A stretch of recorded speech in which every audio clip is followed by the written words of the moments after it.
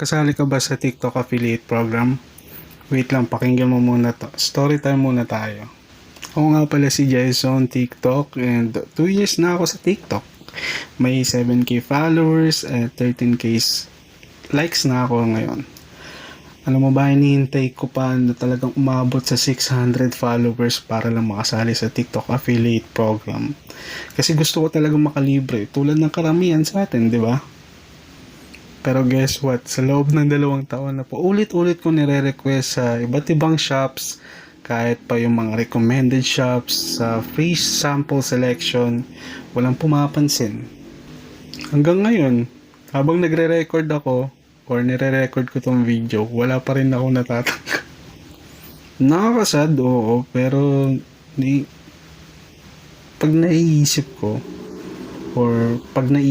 bakit nga ba? Common reason number 1. Hindi kasi tayo sikat, bes. Let's be real. Hindi naman lahat sa atin umaabot na million views per video. Yung iba, isang post pa lang, viral na agad. Tayo medyo tiyaga mode. Reason number 2. Sobrang dami na nag-affiliate, overcrowded na yung program. Parang may 10,000 creators pero 500 lang yung active shops na magbibigay ng free samples. Gets mo? Real talk. May nakalagay na free sample pero kailangan mo munang bumili.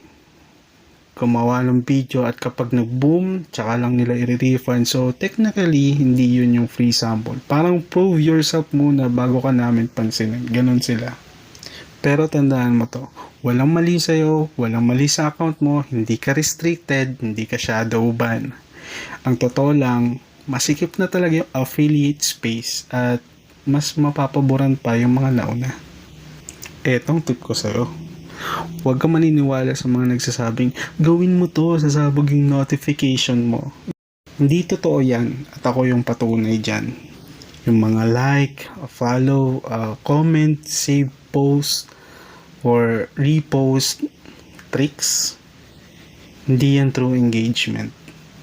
Ang tunay na engagement, yung taong nag-comment talaga sa video mo, yung talagang nireplyan mo, pinapansin mo, yung paulit-ulit na nanonood sa content mo, yun yung mga tunay na audience. Tandaan, ang goal mo, hindi paramihin yung followers, kundi yung may pakialam talaga sa ginagawa mo. So ayun, sana may natutunan ka sa video na to at kung gusto mo pa ng ganitong content, follow mo ako and tuloy lang tayo kahit minsan parang unfair yung sistema, gamitin mo yan bilang motivation. Follow mo ko